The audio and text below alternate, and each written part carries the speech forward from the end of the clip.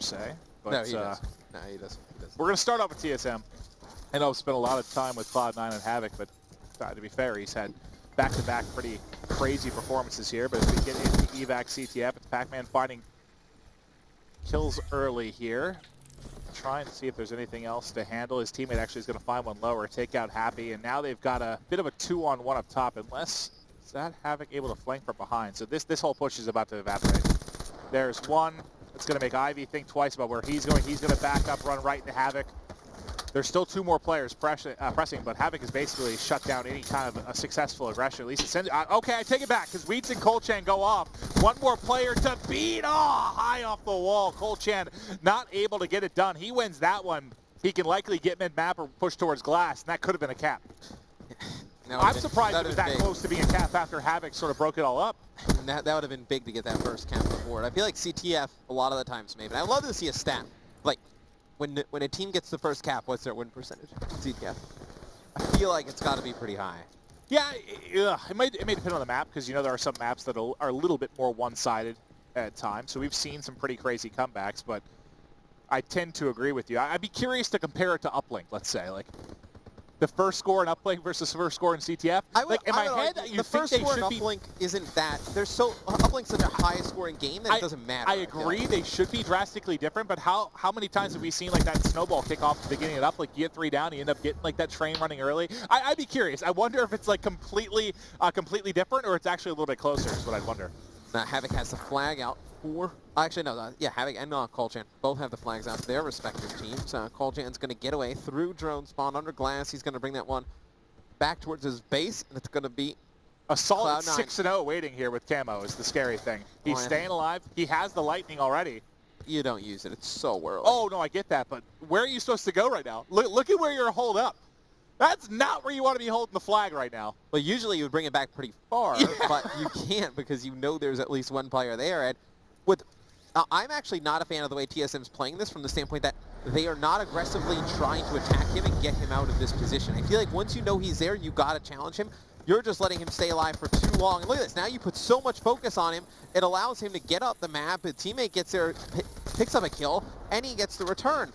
It's just TSM just did not play that well at all. I mean, yeah, and on the other side, Salt played it brilliantly. He waited for the call from, what was it, Mochila? Yep. That came on the backside. He picks up, I guess, both kills there. He didn't even really need the camo. I mean, I get why you pop it. You pop it there to pick up the final player before you get the return, but a nice little pinch. Works out very nicely for Cloud9, and they're on the board first. So, you know, you're talking about how important that first cap can be. Let's see if that's going to lead to maybe an eventual victory here. Oh, God, it's looked good for Cloud9 early. Nice two-piece there coming from Happy. There's a third for him to find. Not able to react in time. Assault there to clean up the kill. He did get to the Hellstorm, actually, I guess, off the return. So solid stuff from him at 8-1. And, you know, it's funny, any concern you had, I guess, about maybe Mochila coming in, maybe some awkward stuff between him and Assault. It's working out so far. Seems like Mochila's manning up, filling his role, playing pretty well this series, and could eventually lead to a Cloud9 victory here in our first series of the night. I feel like this is an important series for TSM. Like, they're struggling.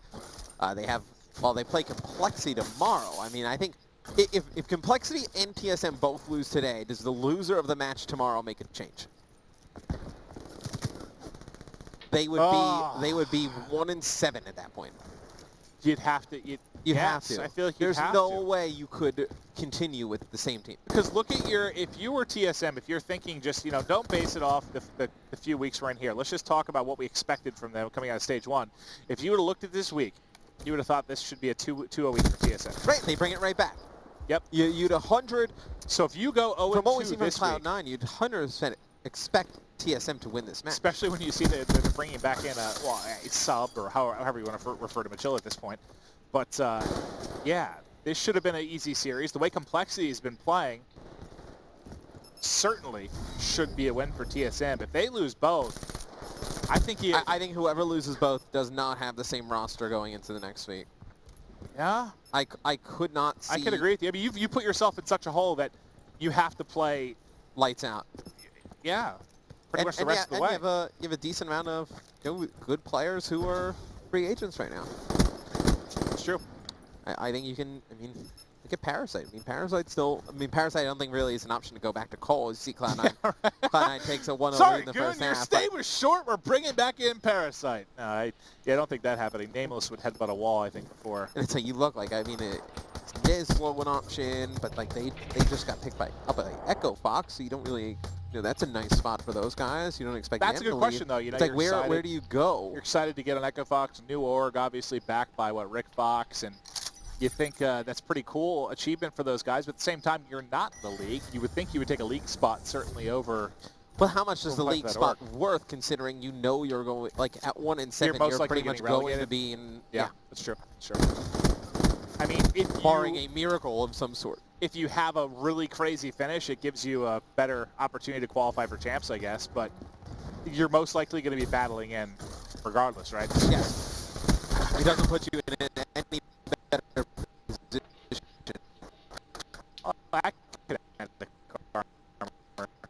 Doesn't get a lot done. His kinetic armor is literally nothing. And he gets heat weaved by Happy, but I definitely think that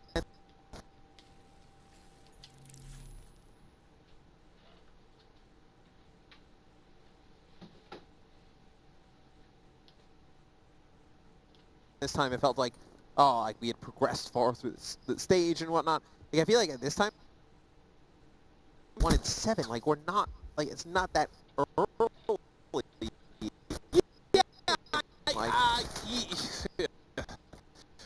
I guess for a lot of teams you could say it's still early. If you're at, like, I don't know, 3-5 or 2-5 or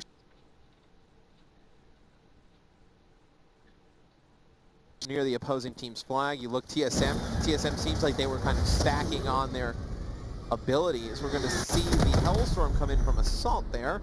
It's a quite odd time to use it. I mean, there's no reason you needed to use it at that moment in time, but... I don't know if he was worried about pressure coming in, but, I mean, I guess they've been able to completely layer the map now and get up in control until Mochila gets completely gunned by Pac-Man. Where they just feel really confident that TSM is just not going to make a push. Happy gets behind enemy lines.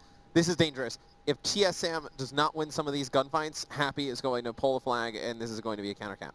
TSM needs to win these gunfights on the Cloud9 flag. And see, Colchan falls. That's not the way you wanted to start things. Ivy picks up 1. Now the flag is pulled, so now TSM needs to make the decision. They need to commit to trying to pull this flag out. They're able to get 2. You see Havoc's going to pop his kinetic armor. He's going to go for the kill. He's going to be able to pick up 1, grabs the second one.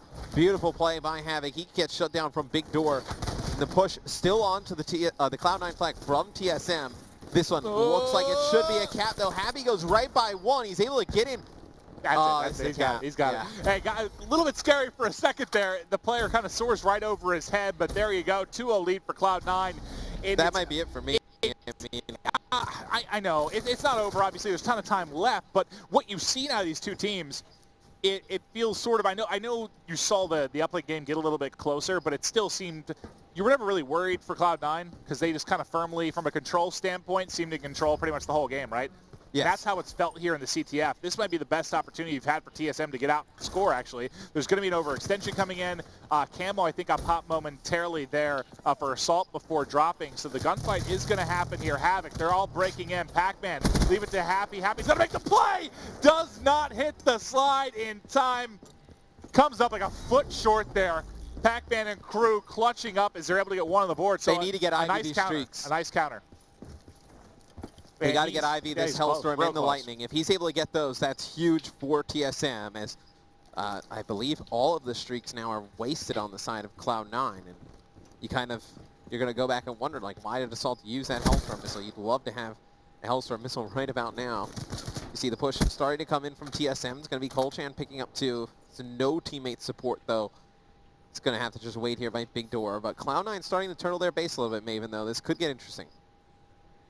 Well, Colchan just sneaking through mid could be interesting. What were we casting? I think it was Elevate we were playing where Placento kept getting away with it. I remember there was a CTF game where they kept getting through mid-map. No one was covering it. Not the case here, as you've got 3 down for TSM, kind of back-to-back times. Pac-Man's not by himself up top. Havoc is pushed all the way through, trying to grab the flag. Can't get around the corner there before being taken out. Assault picks up Pac-Man then inside the kitchen, and this is your last opportunity. You group up and try to make a play. I mean, there's 30 seconds left. This is literally your last push. Do you check every corner? There he finds one. Ivy now is going to have to win one more gunfight. They've got a good opportunity because 2 were down. There it is. Grab and go. There's one player in the back of the base. Can't get out, though. But he's the last player to deal with it. Havoc, the only one to do it, trying to peek. But they've got the flag. They got the pull. Can't get out. Havoc clutches with the 3 streak at home. Pac-Man with the rage quit. The hump's coming in. Oh. There's nobody left from TSM. The signs They're gone. Yeah, they're all gone. The signs of defeat, as you would like to say, coming a little bit early there. Cloud9. And that was all on Havoc. I mean, you should have scored there, right? Havoc was the lone player. Yes, he had Kinetic to deal with this, so that's a big part of it. But when I looked up, I think it was 3-on-1 really in the base, right? And he clutches up. He gets the flag kill, a nice spot that gets the automatic reset, too, because he dies going off the wall run. Havoc just ridiculous in this series. Oh, he beasted on TSM. Yeah, he destroyed them. All right. Serious long. Well, I mean, that's it. TSM are toast. We'll see coming to an end of this week if maybe a change in the talks, because you've got a real poor start here to stage 2. Hoping you guys can turn it around.